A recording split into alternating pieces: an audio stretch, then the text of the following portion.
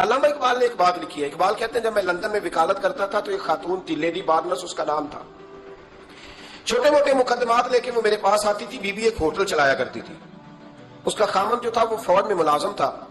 اقبال نے خود لکھا ہے, اقبال فرماتے ہیں کہ ایک دن وہ خاتون پھر کسی کیس کے سلسلے میں میرے پاس آئی, تو جب وہ آئی تو اس نے نقاب اوڑھا ہوا تھا, برقع کیا ہوا تھا. تو چونکہ اس نے نقاب اوڑھا تھا مسلمانوں کی نشانی تھی. نقاب اوڑھنا کن کی نشانی ہے؟ اللہ آپ کو خوش رکھے. تو کہتے ہیں وہ نشانی چونکہ اہل اسلام کی تھی تو مجھے تجسس ہوا.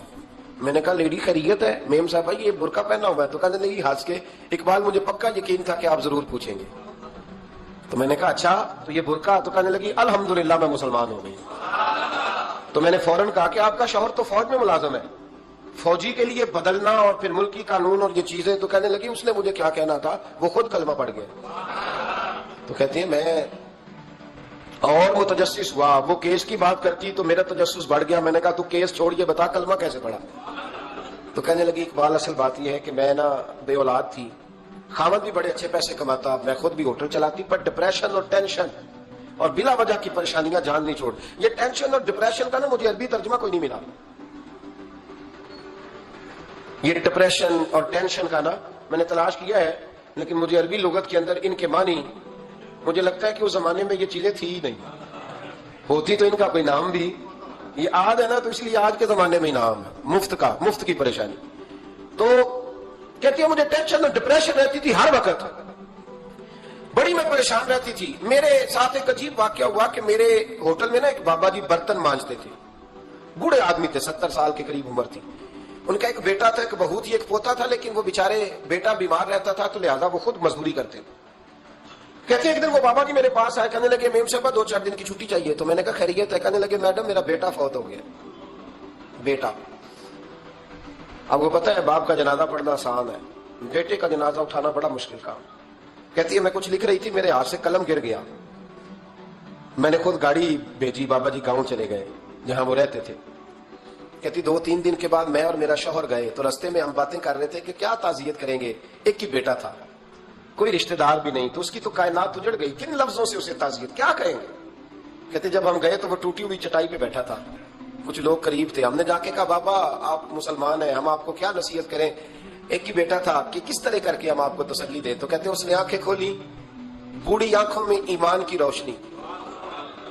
کہنے لگا بی بی کیا تعزیت کی بات کرتی ہو, میں نے کوئی پیسے جمع کرا کے بیٹا لیا تھا, خدا نے فضل سے دیا تھا, عدل سے لے گیا ہے. میں اپنے رب کے فیصلے میں بڑا راضی ہوں, اللہ بڑا کریم ہے, وہ لے گیا, اس کا مال تھا. آپ یقین کریں ہمارے دیہاتی لوگ یہ کہا کرتے تھے, میں نے کانوں سے سنا ہے. ایک بوڑھے آدمی کا ایک دفعہ بیٹا فوت ہو گیا تو کسی نے اس سے کہا بابا چھوٹی عمر میں بچہ چلا گیا, تو مجھے لفظ نہیں بھولتے. کہنے لگے پتر اللہ دی فصل ہے, کچی وڈے تاں نہیں ہو دی. سنے آپ نے بھی کبھی یہ فکرہ, کچی وڈے تے پکی لے گئے تے تاں نہیں ہے جو ہو دی. تو جب اس کا جی چاہا وہ لے گیا. اللہ اکبر. وہ خاتون کہتی ہے کہ وہ بابا جی سے میں نے کہا کہ چلو آپ 1 مہینے کی چھٹی کر لے. تو کہنے لگا نہیں میڈم میں مسلمان ہوں, مفت کی روٹی نہیں کھاتا, مزدوری کر کے کھاتا ہوں, میں انشاءاللہ 2-3 دن کے بعد کام پہ آ جاؤں گا. کہتے ہیں وہ چند دنوں کے بعد آ گیا. اللہ کی قدرت کے ابھی 2-3 ماہ گزرے تھے پھر آیا, میڈم چھٹی چاہیے کچھ دنوں کی. میں نے کہا خیریت ہے؟ کہنے لگے وہ میری بہو بھی ہارٹ اٹیک سے فوت ہو گئی. کہتے اب میں بھی تڑپ گئی اور عیسائی ہو کہ میری آنکھوں میں آنسو آ گئے. میں نے کہا گھر کا دروازہ بند ہو گیا, اب یہ بیچارہ کیا کرے گا. وہ اپنے شوہر کے غم میں ہارٹ اٹیک سے فوت ہو گئی. کہتے ہم پھر 2-3 دن کے بعد تعزیت کے لیے گئے, پھر ٹوٹی ہوئی چٹائی, بوڑھا نا اپنی انگلیوں سے زمین پر کچھ بنا رہا ہے. کہتی قریب گئی اور میں نے جا کے کہا بابا اب تو تسلی آپ نے خود ہی کرنی ہے, جو نظام تھا وہ تو ہو گیا. تو کہتے ہیں پھر اس نے آنکھیں کھولی, آسمان کی طرف دیکھا تو کہنے لگا بیٹی کوئی پریشانی نہیں, میرا بیٹا بغیر شادی کے بھی تو فوت ہو ہی سکتا تھا, بس میرے مالک نے جب چاہا جیسے چاہ ہوا. میں انشاءاللہ 2-4 دن کے بعد کام پہ آؤں گا. یہ میرا 3-4-5 سال کا پوتا ہے, ابھی اسکول داخل ہوا ہے, میں ساتھ لے آؤں گا, وہاں میرے ساتھ اوپر کوارٹر میں جہاں میں رہتا ہوں یہ بھی رہے گا. کہتی ہے میں سختے میں آ گئی اس کی کیفیت دیکھ کے. وہ پوتے کو ساتھ لے آیا.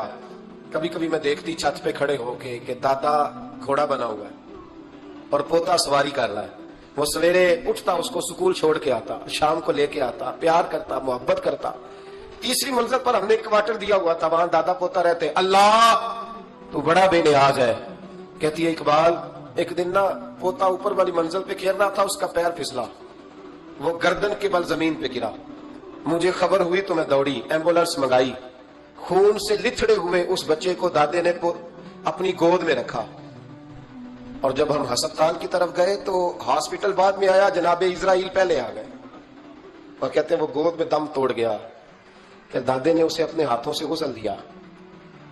फिर उसने अपने बूढ़े हाथों से कब्र खोदी और फिर मिट्टी डाल के कहने लगा इन्ना लिल्लाहि व इन्ना इलैहि राजिऊन। कहते हैं वो मिट्टी डाली उसने, और जब वो वापस पलटा तो मैं बाजू से थाम के होटल करीब लाई और मैंने उसके करीब कहा कि बाबा तू टूट गया है, तू बिखर गया है।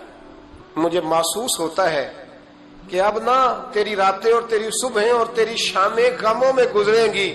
तो कहते हैं यूं उसने हाथ रखे और यूं आंसू छटक दिए।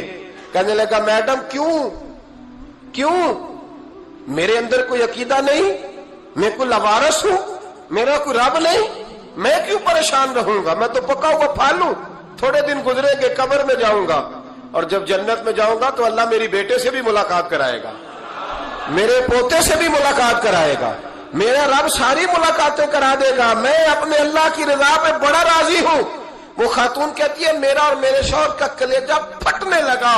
मैंने कहा बाबा ये जज्बा कहां से मिलता है, ये सुकून कहां से आता है, ये कैफियत कैसे मिलती है। मुझे कहने लगा तूने लेनी है। मैंने कहा, तो कहने लगा तू भी गुंबद खजरा वाले नबी का कलमा पढ़ जा, अल्लाह तुझे सुकून अता करे।